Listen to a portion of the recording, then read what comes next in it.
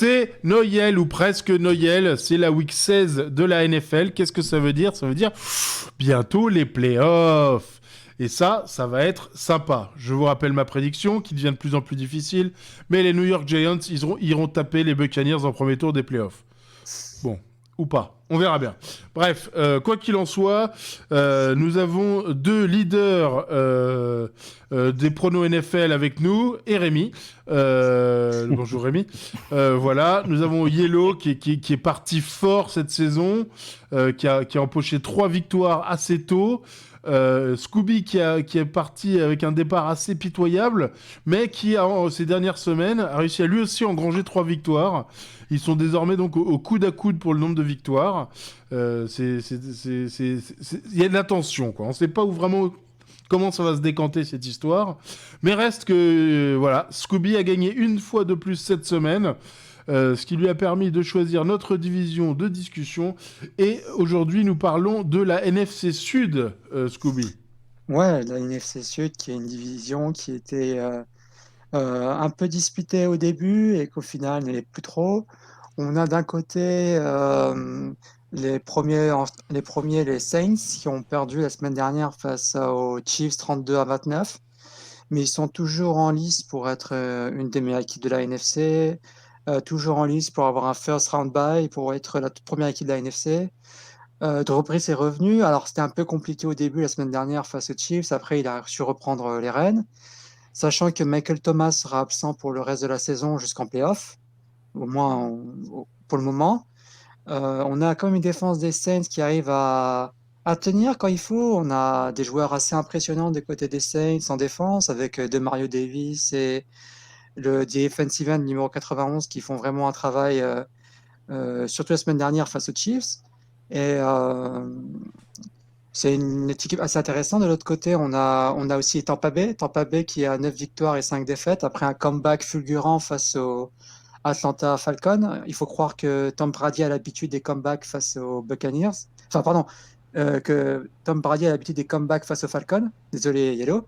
Et, euh, et oui, c'était un match assez intéressant. C'est un peu ambivalent cette saison pour Tampa Bay.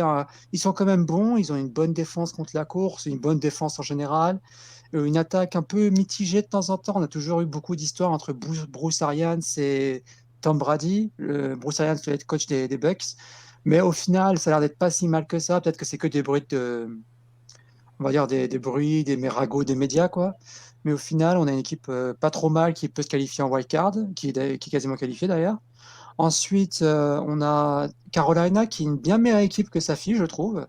Ils ont quelques problèmes au niveau du run stop, mais Brian Burns, c'est vraiment un pass rusher intéressant. Ils ont une attaque ambivalente, je dirais, mais ils ont des bons receveurs avec DJ Moore, Curtis Samuel, Robbie Anderson qui a franchi sa première saison à milliard, avec McCaffrey qui est un peu, on ne sait pas trop, mais Miles Davis, il est là aussi présent.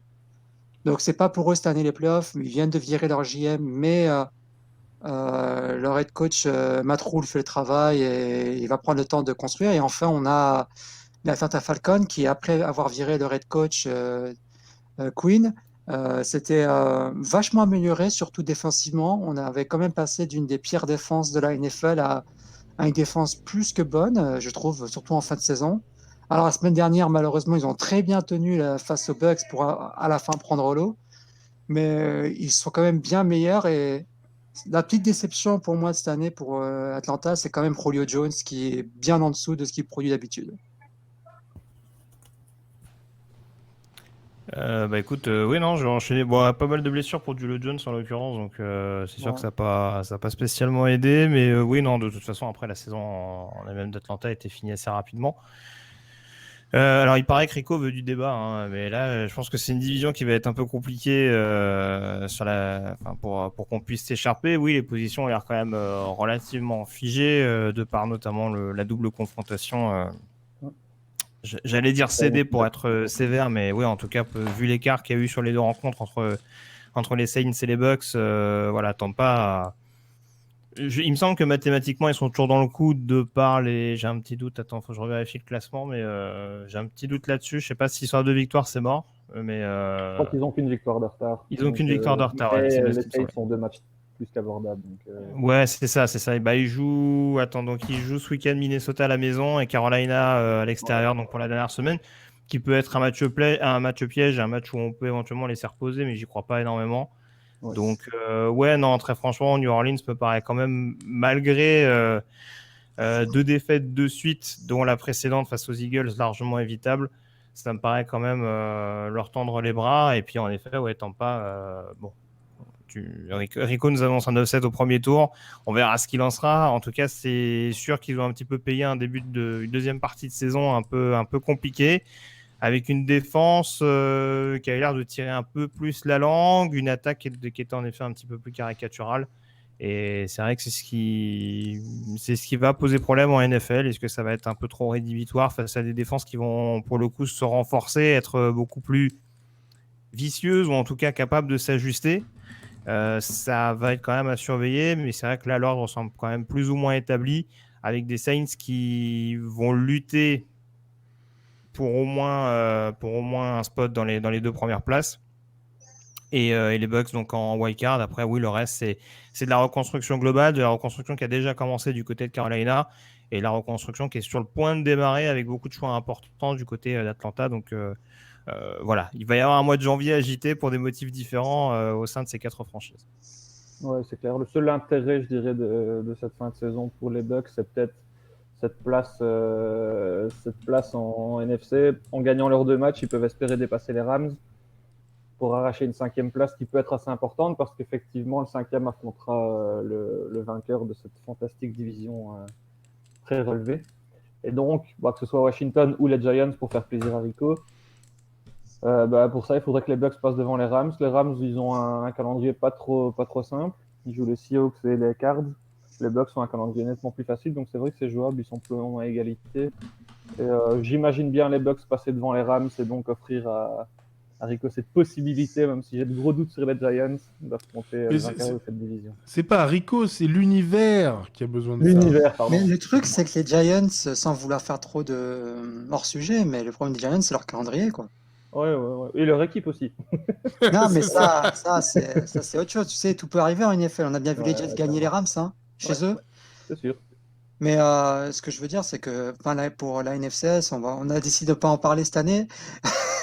mais, mais le truc, c'est que pour moi, le problème, c'est les calendriers, en fait. Il y a des gens qui vont affronter Dallas, qui vont affronter les Ravens, qui vont affronter les Panthers, des choses comme ça. Et il y en a d'autres qui vont affronter 2 fois la même équipe, 2 équipes de la même division, quoi.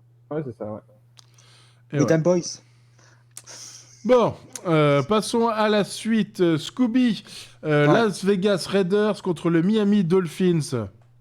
Ouais, alors moi j'ai pris ce match-là entre les Dolphins qui sont à 9-5, deuxième de la AFC West, et les Las Vegas Raiders qui sont, deuxième aussi, mais de la... Non, Dolphins, deuxième de la AFC Est, et les Raiders qui sont deuxième de la AFC West, avec une fiche de 7-7 et pour les Dolphins 9-5.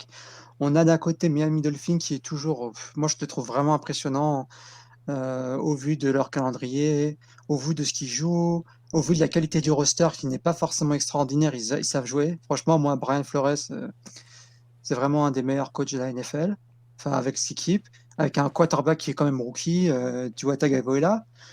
C'est une équipe qui impose, ça va être une équipe qui va avoir du mal à se qualifier en playoff parce qu'ils ont un calendrier, ils vont affronter les Raiders et les Bills, sachant que quand même les Bills peuvent toujours jouer le bye week, c'est ça qui est assez impressionnant.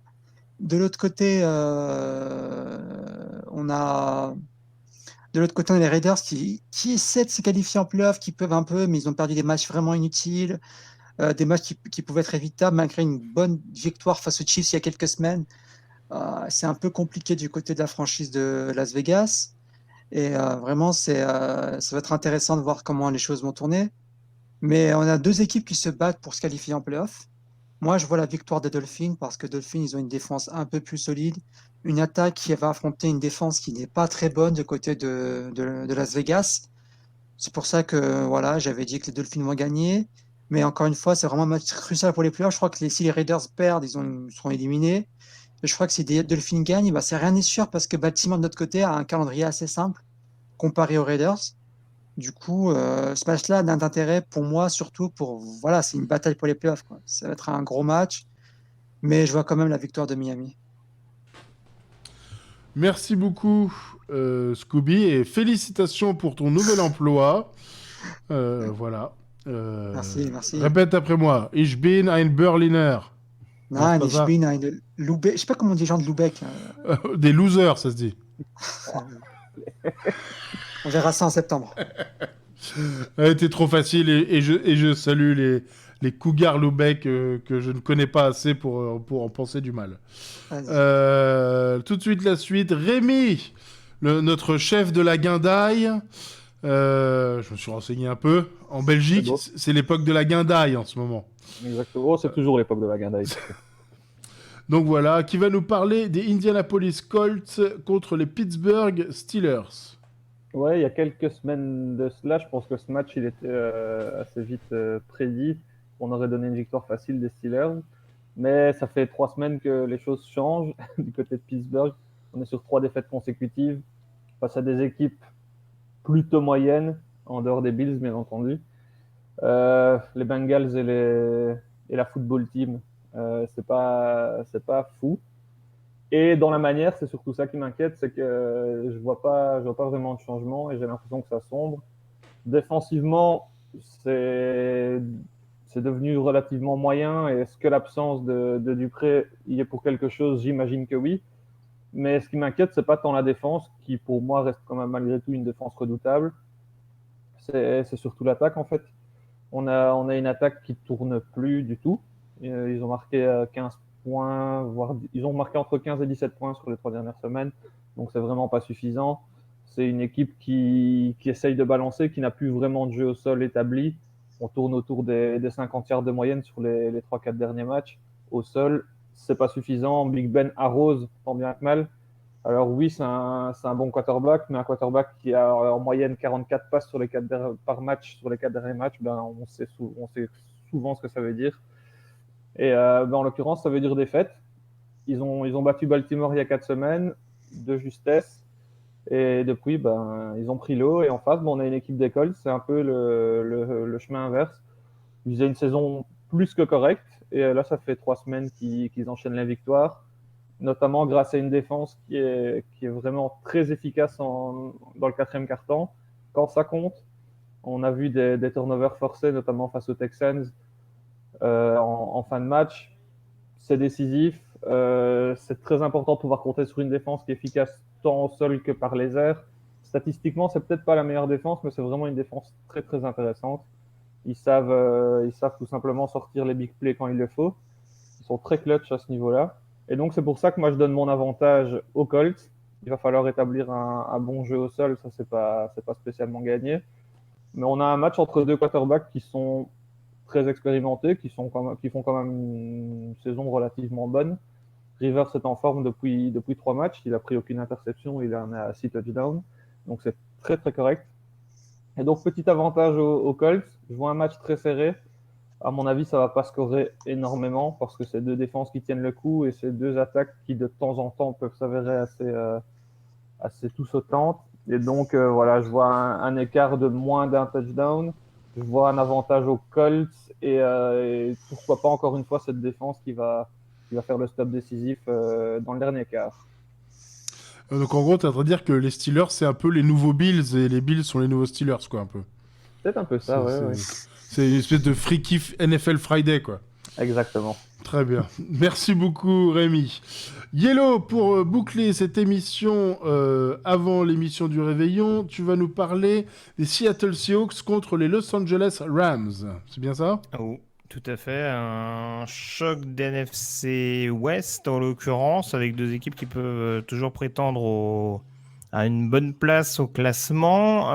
Les Seahawks sont en 4 victoires et 4 défaites depuis le début de la saison. Les Rams, eux, sont à 9-5.